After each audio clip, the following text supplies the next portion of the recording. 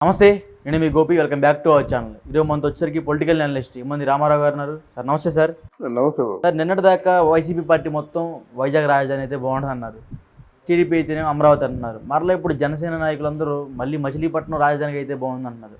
అసలు ఏంటి అసలు ఆంధ్రప్రదేశ్ రాజధాని ఏంటి? ఎవరికి అర్థం కావట్లేదు, అంత చిక్కిన ప్రశ్న అయిపోతుంది. ఇప్పుడు ఆంధ్రప్రదేశ్ రాజధాని ఏదనే ప్రశ్నే లేదండి. ఆ ప్రశ్నకి అర్థం లేదండి. ఎందుకంటే అమరావతిలో నిర్మాణాలు ఏమవుతాయి, వేల కోట్ల నిర్మాణాలు అయిపోయాయండి. అమరావతి రాజధానిగా కూడా ప్రపంచ పటంలో గుర్తింపు వచ్చేసిందండి. తర్వాత ఏంటంటే దాని మీదే ఆధారపడి నిధులు కూడా తీసుకొస్తున్నాడండి. వీరు ఎంతసేపు ఏమిటంటే మీనింగ్లెస్ క్వశ్చన్స్ చేస్తున్నారు. ఏమిటంటే అక్కడ వరదలు వస్తే ప్రమాదం, ఆ వరదలు వస్తే మరి అబుదాబిలో మునిగిపోలేదు కదా అంటారు, మొన్న ఢిల్లీలో కూడా మునిగిపోయాయి కదా అంటారు అన్నమాట. ఎందుకు నువ్వు కట్టగానే వరద ఎందుకు ఎక్స్పెక్ట్ చేస్తావు?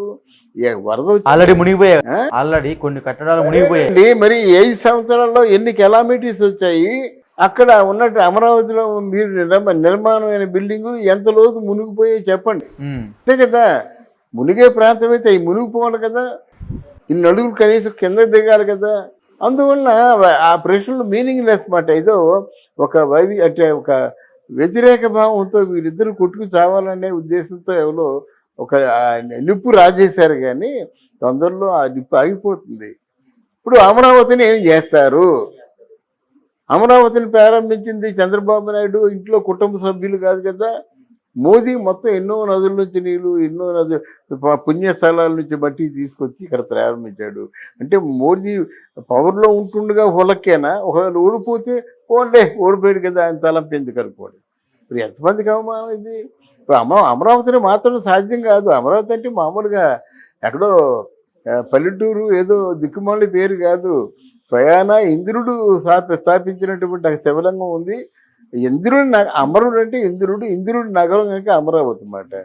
అక్కడ చాలా పవిత్ర స్థలం. పెద్ద పెద్ద వాళ్ళందరూ కూడా ధర్మచక్ర, గౌతమ బుద్ధుడి తాలూకు బౌద్ధ భిక్షువులు వచ్చినటువంటి స్థలం ఇదిని. అక్కడ ఋషికొండ, తొట్లకొండన అంత అంటే అంత ప్రాముఖ్యత, అంత ప్రాధాన్యత ఉన్నటువంటి స్థలాల్ని అంత తేలిగ్గా మార్చడం వీలు పడదు. అంటే ఇంకోటి 60,000 కోట్ల రూపాయల ప్రాజెక్టు జనసేన సంబంధించిన ఎంపీ మచిలీపట్నం తీసుకురాబోతున్నారు. సో రాజధానికి పోయి ఇటు పక్క వస్తే బాగుంటుంది అనుకుంటున్నారు. లేదండి, 60,000 కోట్లు ఏంటండి. అక్కడ అమరావతిలో కొన్ని వేల కోట్లు. లేదు, మచిలీపట్నంకి 6,000 కోట్లు అని చెప్పారండి. 6,000 రిఫైనరీ ఆయిల్ మాట. అక్కడ ప్రాజెక్ట్కి ఆల్రెడీ శాంక్షన్ అయిపోయింది. ఇంక వాళ్ళు ఇంకా ఒంట్లో ఓపుకుంటే కదా ఆ పోర్టు కూడా పనిచేయించుకొనియండి. ఆ పోర్టు ఇప్పుడు ఎవరు మన విజయసాయి రెడ్డి తాలూకు అల్లుడు అధీనంలో ఉంది. గెట్ బ్యాక్, దాన్ని ఉద్ధరించమని చెప్పండి. పోర్టు మనకి భారతదేశంలో, ముఖ్యంగా ఆంధ్రదేశంలో మనకున్నటువంటి పోర్టుల్లో 2 పోర్టులు పాపం ఫేక్ అయిపోయి ఉన్నాయి. ఇక్కడేమో మచిలీపట్నం, అక్కడ భీమునిపట్నం. ఇప్పుడు భీమునిపట్నం తక్కువ ప్లేస్ అంటే భీమునిపట్నం తక్కువ ప్లేస్ కాదు. భారతదేశంలో సెకండ్ మున్సిపాలిటీ భీమునిపట్నం. అంత ప్రాశస్త్యం దేశం. పాశ్చాత్య అంటే బ్రిటిష్ వారు వచ్చి భీమునిపట్నంలో ఉండేవారు, అలాగే బందర్లో ఉండేవారు. ఆ బందర్ పేరు బృందావనపురం. అది ఎవరికి తెలియదు. బృందావనపురంగా ఉండేది బందరు. తర్వాత ఈ తెల్లదొరలు వచ్చిన తర్వాత అక్కడ ఎక్కువ మత్స్యకారులు, చేపలు బాగా మచిలీపట్నం దొరికే ప్రాంతం. అది మచిలీపట్నం అని మచిలీపట్నం అయిపోయింది. అలాగే, అంతేగాని బృందావనపురం కాస్త బందర్ అయింది. ఇంకొకటి ఆలోచన ఏంటంటే గాంధీ గారు పుట్టిన స్థలం పోరుబందరు. గాంధీ గారికి ఇక్కడ పట్టాభి సీతారామయ్య అని ఆంధ్ర బ్యాంకు సంస్థాపకుడు, LIC సంస్థాపకుడు బందర్లో ఉండేవాడు. ఆయన గాంధీ గారికి చాలా అంతేవాసి. ఆయన ఎక్కువ బందరు వస్తుండేవాడు. వాళ్ళు అనుకుంటుండేవారు అన్నమాట. వాళ్ళు మాది బందరు, మీది బందరు, మాది పోరుబందరు, లేకపోతే మీది పోరుబందరు, మాది బందరు అని అది ప్రాముఖ్యతలో వచ్చిందని ఒక వినికిడి. అందుకని రాజధానికి మార్చుకుంటున్నారా? అలాగా అంటే మార్చడం కాదు, మార్చడం జరగదు. వీళ్ళు అనుకోవడం తప్ప రాజధానికి అక్కడ ఏముందండి? అక్కడేముంది? బందర్ ఏముందండి?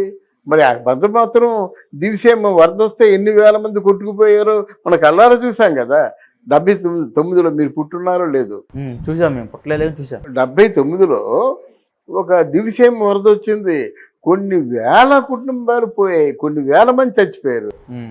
బందర్లో ఏదో కలెక్టర్ ఆఫీసులు లేవా, పోలీస్ ఆఫీసులు లేవా, ఆల్మోస్ట్ డిస్ట్రిక్ట్ హెడ్ క్వార్టర్స్ అన్ని బందర్లోనే ఉన్నాయి కదా.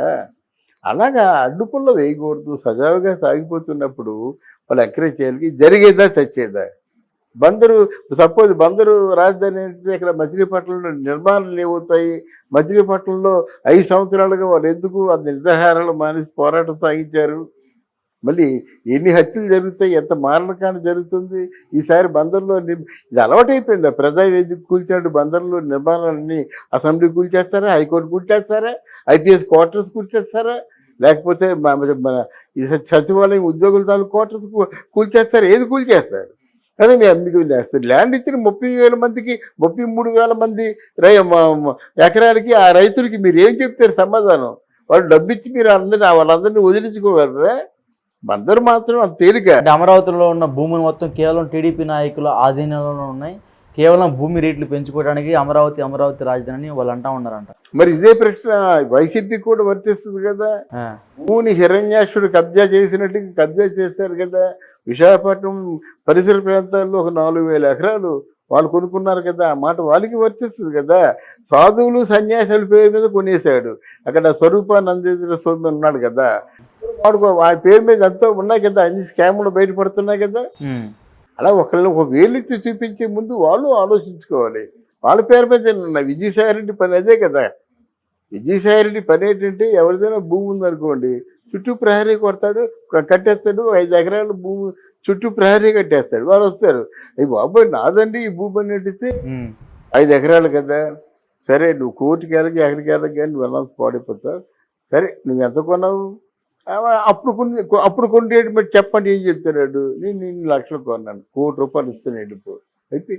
అంటే 1 ఎకరం భూమి 4 కోట్లు చేస్తుంది అక్కడ భీమపట్నంలో. 5 ఎకరాల భూమి 20 కోట్లు చేస్తుంది. 20 కోట్లు చేసే భూమికి వాడిని 4 లెంపకాయలు కొట్టి 1 కోటి రూపాయలు చేతిలో పెట్టి ఇది బయటకు వచ్చిందంటే నువ్వు ఉండవు. ఎందుకు అనవసరం గొడవ పడకంటే ఎంత కొన్నా దాని మీద లాభం వచ్చి ఇది యాక్చువల్గా జరిగింది మా వాడికి. ఎక్కడ జరిగింది ఇది? భీమిలిపట్నం. నువ్వు ఎంత కొన్నావు?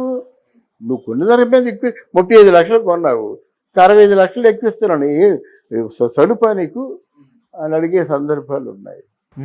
మరి వాళ్ళు అనుకోవచ్చు కదా, మీ భూముల వల్ల మీరు విశాఖపట్నం రాజధాని అంటున్నారని అనుకోవచ్చు కదా. మరి ఇంకెవడో ఈ సంబంధించిన ఎంపీ ఎవడో ఉన్నాడు, వాడు బందరు పరిసర ప్రాంతాల్లో మొత్తం భూమి అంతా వాడిదే కావచ్చుగా.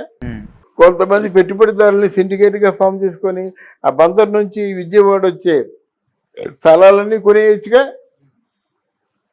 వాడు రియల్ ఎస్టేట్ చేసుకోవడం కోసం బందర్ని రాజధానిగా పెట్టమని చెప్పొచ్చుగా. ఇవన్నీ తీసి పక్కన పెడదామండి. భూములు ఇచ్చిన రైతులకి కాంపెన్సేషన్ ఏమి ఇస్తారు? ఎన్ని వేల కోట్లు ఇస్తారు? ఇప్పుడు లక్షల కోట్లు. ఇప్పుడు మార్కెట్ భూమి ప్రకారంగా ఇచ్చేయమంటారు. మార్కెట్ రేట్ ప్రకారంగా ఇచ్చేయాలంటే ఎక్కడ ఇస్తారు వీళ్ళు?